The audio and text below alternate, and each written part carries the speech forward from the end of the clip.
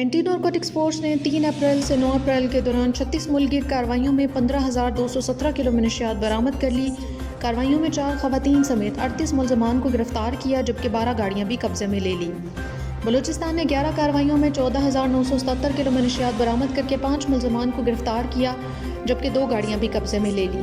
پنجاب نے 6 کارروائیوں کے دوران 93 کلو منشیات برآمد کر کے 10 ملزمان کو گرفتار کر کے 2 گاڑیاں بھی قبضے میں لے لی۔